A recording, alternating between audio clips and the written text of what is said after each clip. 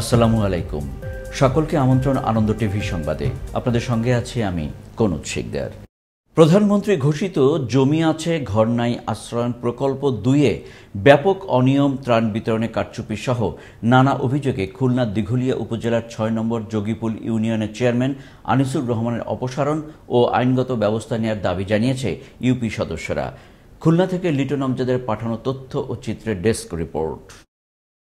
প্রধানমন্ত্রীর ঘোষিত জমি আছে ঘর নাই আশ্রয়ণ প্রকল্প 2-এর ব্যাপক অনিয়ম, ত্রাণ বিতরণে কারচুপি সহ নানা অভিযোগে খুলনার দিঘলিয়া উপজেলার 6 নম্বর যোগীপুর ইউনিয়নের চেয়ারম্যান আনিসুর রহমানের অপসারণ ও আইনগত ব্যবস্থা নেওয়ার দাবি জানিয়েছে ইউনিয়ন পরিষদ সদস্যরা। চেয়ারম্যান আনিসুর রহমানকে দ্রুত অপসারণ ও বিচারের দাবি জানিয়ে পরিষদের 12 জন ইউনিয়ন পরিষদ সদস্য অনাস্থা প্রস্তাব জমা দিয়েছে দিঘলিয়া উপজেলা নির্বাহী কর্মকর্তার কাছে। এই ঘটনায় উপজেলা কার্যালয়ে শুনানি অনুষ্ঠিত হয়েছে। শুনানিতে চেয়ারম্যান আনিসুর রহমান সহ সকল ইউনিয়ন পরিষদ সদস্যগণ উপস্থিত ছিলেন।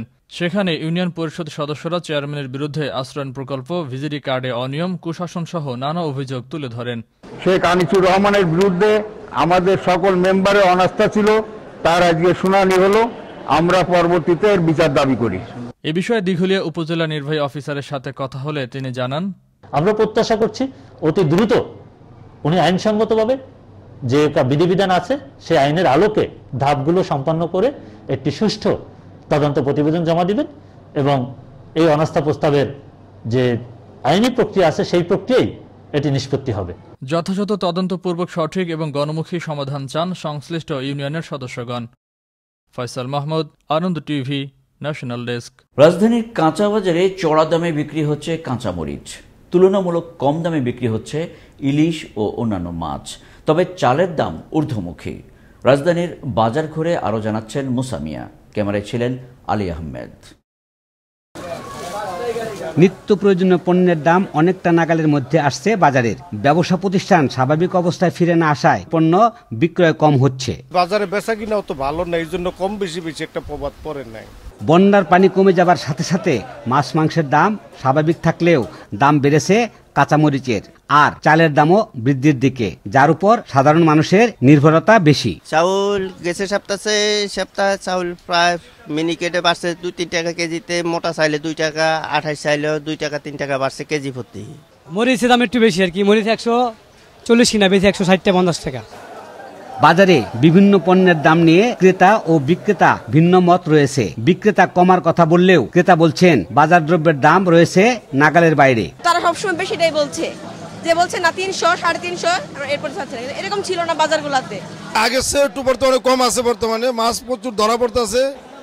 বন্যার পানি কমছে, বাজারও আসছে নিয়ন্ত্রণে। এ পরিস্থিতি বহাল থাকুক এমনটাই আশা সকলের। চালু থাকুক বাজার মনিটরিং ব্যবস্থাও। মুসা মিয়া, আনন্দ টিভি, ঢাকা। নারায়ণগঞ্জে চাঞ্চল্যকর ঘটনায় 3 আসামির স্বীকারোক্তিতে কথিত ধর্ষণ ও হত্যার পর সেই স্কুল ছাত্রী জিসামণি জীবিত ফিরে আসার ঘটনায় আসামিদের মুক্তির দাবিতে আদালত চত্বরে মানববন্ধন করেছে পরিবার ও এলাকাবাসী। এদিকে আসামিদের কেন স্বীকারোক্তি করানো হলো, মৃত ব্যক্তি জীবিত উদ্ধারের পর কেন নথিভুক্ত করা হয়নি তা জানতে চেয়ে মামলার নতুন তদন্তকারী কর্মকর্তা আব্দুল হাই ও সদর থানার ভারপ্রাপ্ত কর্মকর্তা আসাদুজ্জামানকে কারণ দর্শানোর নোটিশ দিয়েছে আদালত। বৃহস্পতিবার নারায়ণগঞ্জ সিনিয়র জুডিশিয়াল ম্যাজিস্ট্রেট আদালতের বিচারক কাউসার আলম এই আদেশ দেন। কক্সবাজারে মেজর সিনহা হত্যাকাণ্ডকে কেন্দ্র করে সামাজিক যোগাযোগ মাধ্যমে সাম্প্রদায়িক বিদ্বেষ ছড়িয়ে সাম্প্রদায়িক দাঙ্গাকে উস্কে দেওয়ার প্রতিবাদে বাগেরহাটে মানববন্ধন করেছে জাতীয় হিন্দু মহাজোট। শুক্রবার বাগেরহাট প্রেস ক্লাবের সামনে হিন্দু মহাজোট ঘণ্টাব্যাপী মানববন্ধন কর্মসূচি পালন করে। বাংলাদেশ জাতীয় হিন্দু মহাজোটের ডাকে সারা দেশে একযোগে এই কর্মসূচি পালিত হয়। কুমিল্লার চান্দিনায় কেরনখাল ইউনিয়নের ডুমুরিয়া গ্রামের ক্ষিতীশ সরকারের একমাত্র ছেলে সুজন সরকার গত শুক্রবার সকালে স্ত্রীর সাথে ঝগড়া করে সন্ধ্যার পর বাড়ি থেকে বেরিয়ে পড়ে।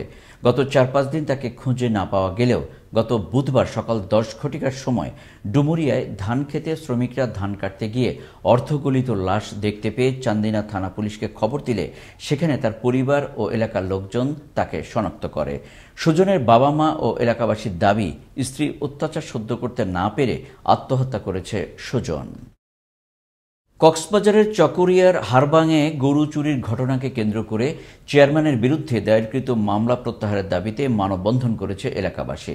শুক্রবার হারবাং স্টেশন চত্বরে আয়োজিত মানববন্ধনে বক্তারা বলেন, কতিপয় রাজনৈতিক প্রতিপক্ষ আসন্ন নির্বাচনে বর্তমান চেয়ারম্যান মিরানুল ইসলামকে অযোগ্য করতে নানা ষড়যন্ত্রে লিপ্ত রয়েছে।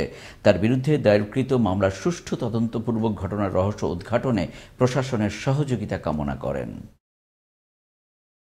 ফরিদপুরের কানাইপুর ইউনিয়নের মালঙ্গা গ্রামের ধানক্ষেত থেকে পাট ব্যবসায়ী হামেদ মোল্লা নামে একজনের লাশ উদ্ধার করেছে পুলিশ। বৃহস্পতিবার সন্ধ্যায় হামেদ বাড়ি থেকে বের হয়ে নিখোঁজ হয়। পরে শুক্রবার সকালে স্থানীয়রা মালঙ্গা গ্রামের ধানক্ষেতের মধ্যে লাশ পড়ে থাকতে দেখে পুলিশে খবর দিলে পুলিশ গিয়ে গলায় জামা দিয়ে পেঁচানো লাশটি উদ্ধার করে। তবে কী কারণে তাকে হত্যা করা হয়েছে এ ব্যাপারে পুলিশ কিছুই জানাতে পারেনি। রংপুরে চালের দামে আগুনের পর এবার কাঁচা বাজারে ঝালের পুরোটাই যাচ্ছে কাঁচা মরিচের উপর দিয়ে। এমন পরিস্থিতিতে সরবরাহ সংকটকেই দুষছেন ব্যবসায়ীরা।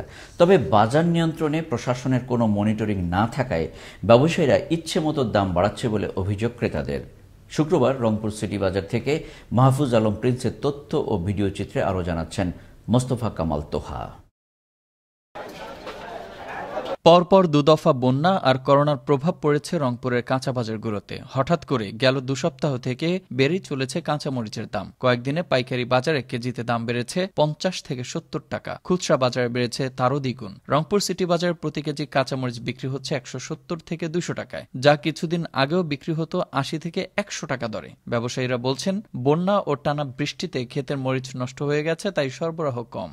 সব জিনিসের আমদানি কম, এই জন্য বাজার উঠতে এখন 180 থেকে 200 টাকা, তাও পচা মরিচ। বাংলাদেশে ভালো মরিচ নাই, মরিচে নাই, দাম বেশি, মরিচ পাওয়া যাচ্ছে না। ভারত ছাড়া কোথাও মরিচ নাই। সরকারের কাছে আবেদন করি যে বাজারজাত করুক, আলু যেভাবে দাম কমান যায় কমাক। এছাড়াও প্রতি কেজি আলু বিক্রি হচ্ছে 40 থেকে 45 টাকা, টমেটো 90 থেকে 100 টাকা, পেঁপে পটল 60 থেকে 65 টাকা, ঢেঁড়স 50 থেকে 60 টাকা, বেগুন 70 থেকে 80 টাকা, রসুন 100 থেকে 130 টাকা দরে। তবে দাম অপরিবর্তিত রয়েছে মুরগি, গরু ও খাসির মাংস।